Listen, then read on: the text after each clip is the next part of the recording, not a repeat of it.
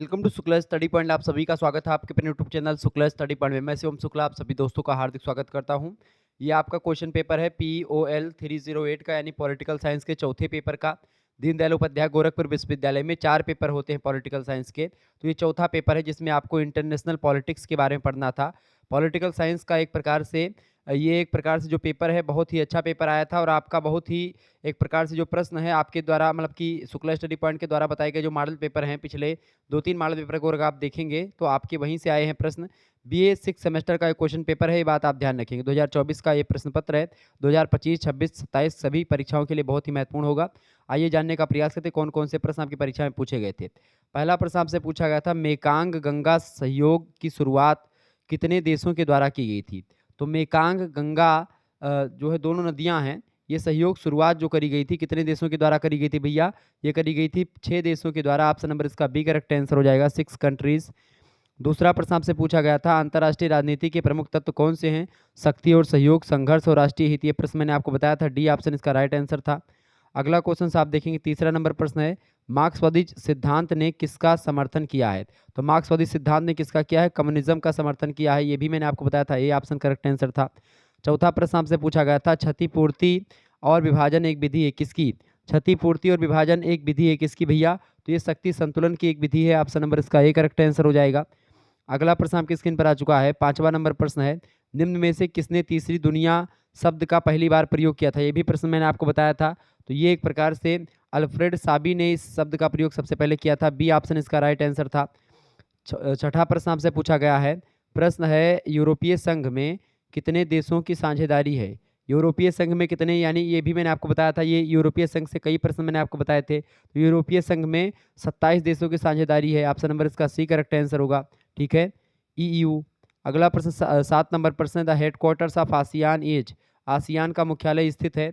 ASEAN का मुख्यालय कहाँ पर स्थित है भाई। तो आसियान का मुख्यालय जकार्ता इंडोनेशिया में स्थित है। Option number B correct answer हो जाएगा। ठीक है, आसियान एक प्रकार से जो है एक देशों का संगठन है।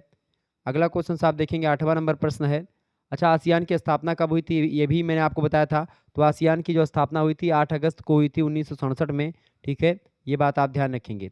आगे देखिएगा, 8वां प्रश्न आपसे पूछा गया है, भारत और इजराइल ने पूर्ण राजनयिक संबंध किस वर्ष स्थापित किए।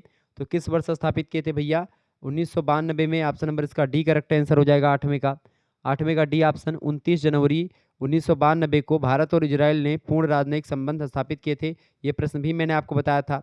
अगला क्वेश्चन आप देखें, 9वां नंबर प्रश्न है, how many countries are included under the Quad. यानी क्वाड जो है एक देशों का संगठन है, इसके अंतर्गत कितने देश शामिल हैं। तो क्वाड में कितने देश शामिल हैं भैया। क्वाड की अगर बात की तो क्वाड में आपके कितने हैं, 4 देश शामिल हैं क्वाड में। Option number D right answer हो जाएगा इसका। ठीक है, कौन कौन से देश चारों शामिल है भाई। चारों देशों में आपका जैसे एक अपना भारत शामिल है। ठीक है, इसके अलावा जापान शामिल है, अमेरिका शामिल है और ऑस्ट्रेलिया शामिल है। ये 4 देश शामिल हैं क्वाड में। अगला क्वेश्चन आप देखेंगे, अगला प्रश्न आपकी स्क्रीन पर आ चुका, 10वां नंबर प्रश्न आपकी स्क्रीन पर आ चुका। फटाफट से आप लोग देखने का प्रयास करेंगे, बहुत ही जबरदस्त प्रश्न है। प्रश्न है, IORA इसका पूरा नाम क्या है। तो इंडियन ओशियन रिम एसोसिएशन इसका फुल फॉर्म है। Option number A correct answer होगा। अगला प्रश्न 11वां नंबर प्रश्न पूछा गया था, ब्रिक्स की स्थापना कब हुई बताएं। ब्रिक्स की स्थापना कब हुई थी। तो ब्रिक्स के बारे में भी मैंने आपको बताया है, ब्रिक और ब्रिक्स दोनों के बारे में आपको बताया मैंने। ठीक है, तो ब्रिक्स की स्थापना कब हुई थी भैया। ब्रिक्स की जो स्थापना है ये आपकी हुई थी 2006 में, ब्रिक्स की स्थापना। ठीक है, पहले बना था ब्रिक। ब्रिक में कितने देश शामिल थे, बी देखिए बी का मतलब क्या होता है यहाँ पर। बी का मतलब आपका ब्राजील हो गया। आर का मतलब हो गया आपका जो है, आर का मतलब क्या हो गया, रूस हो गया।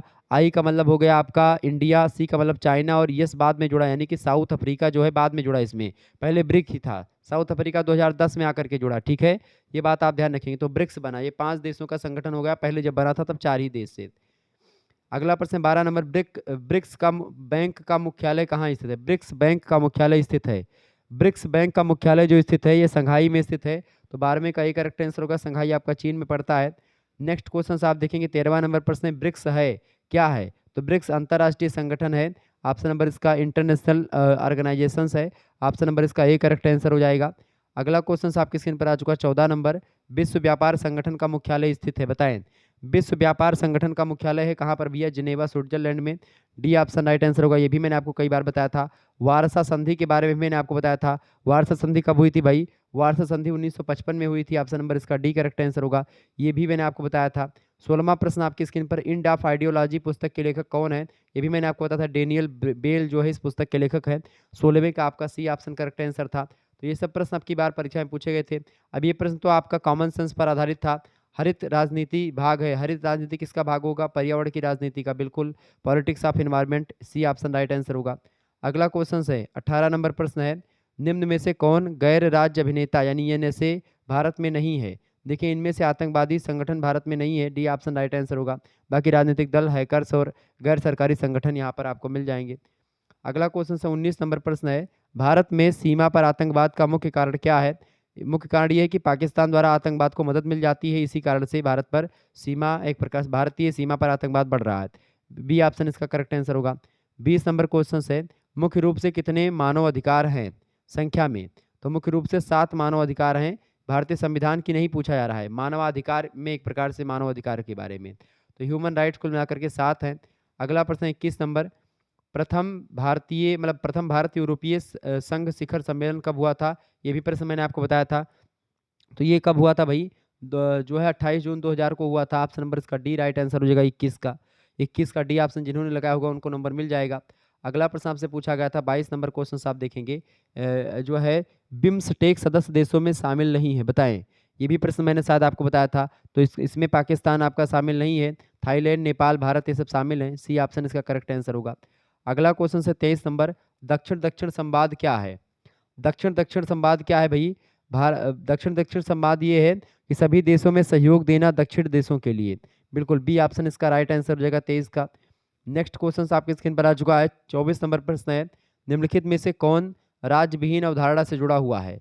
राज्यविहीन अवधारणा से इनमें से मार्क्सवाद जुड़ा हुआ है। बी ऑप्शन करेक्ट आंसर हो जाएगा।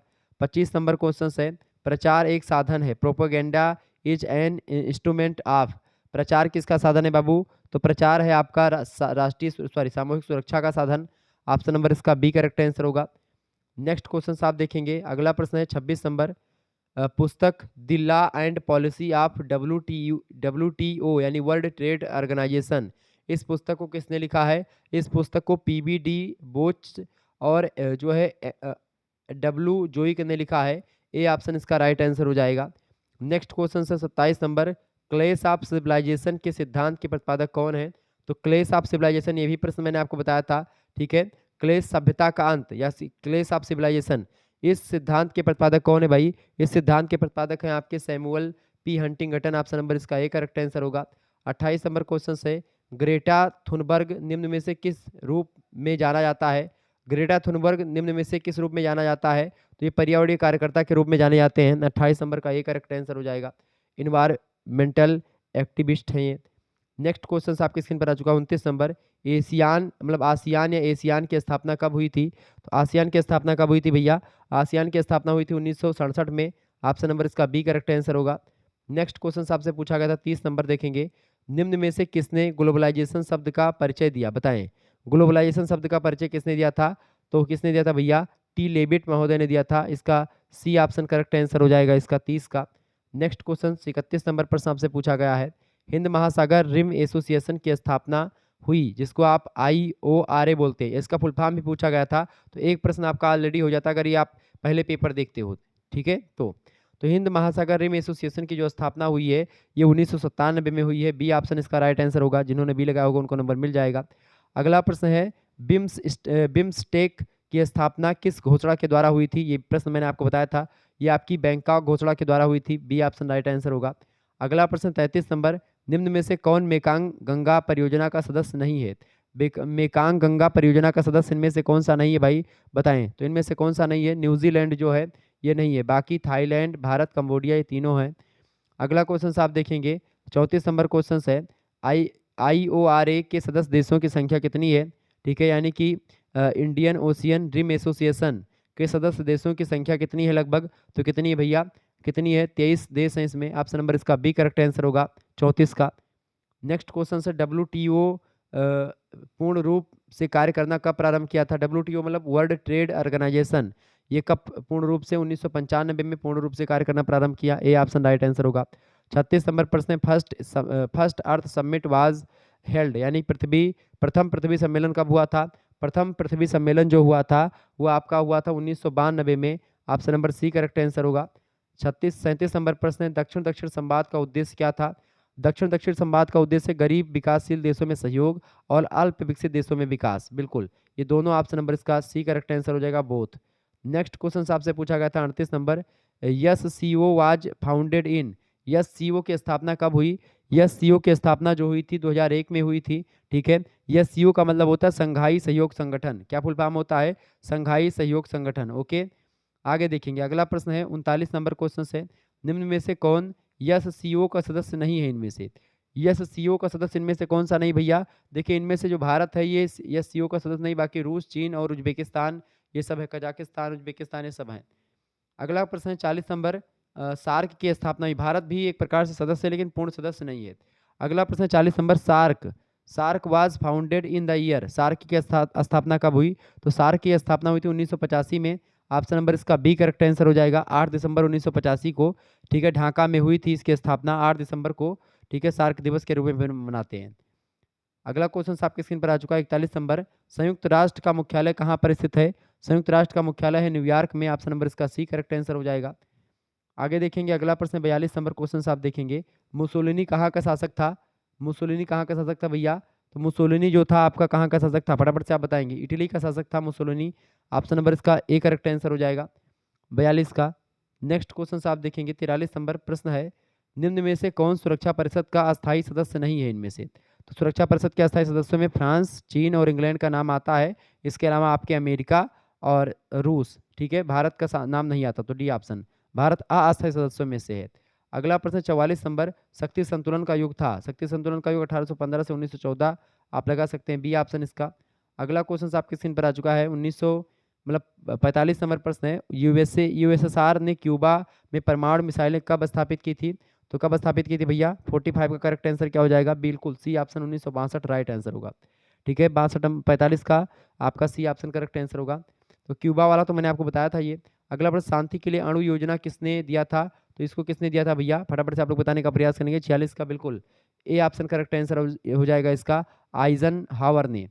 नेक्स्ट क्वेश्चन आप देखेंगे 47 नंबर क्वेश्चन है, संयुक्त राष्ट्र के वर्तमान महासचिव कौन है? एंटोनियो गुटेरेस हैं, ये भी मैंने आपको बताया था, डी ऑप्शन राइट आंसर होगा।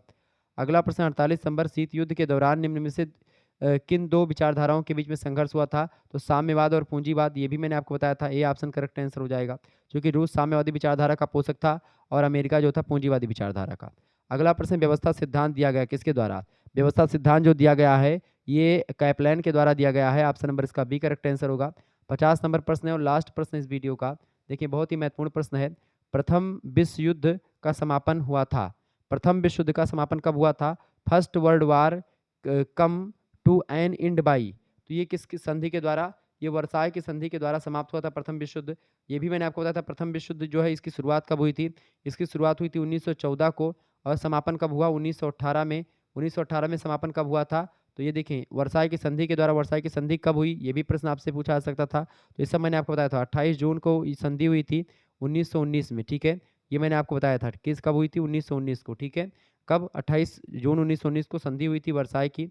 ठीक है, वैसे तो 1914 से 1918 में युद्ध समाप्त हो गया था, लेकिन जब वर्साय की संधि हुई उसमें बहुत ज़्यादा क्षति होती है जो है इसको जर्मनी को, और इसी कारण से आप देखते हैं कि जो है जर्मनी में आप देखते हैं हिटलर जैसे एक प्रकार से तानाशाह हिटलर आता है, और हिटलर ने फिर क्या किया? तहलका सा मचा दिया। द्वितीय विश्व युद्ध का कारण कहीं न कहीं पे वर्साय की संधि रही है। ठीक है, ये बात आप ध्यान रखेंगे। तो ये प्रश्न आपका था, आपकी परीक्षा की दृष्टि से बहुत ही महत्वपूर्ण प्रश्न था।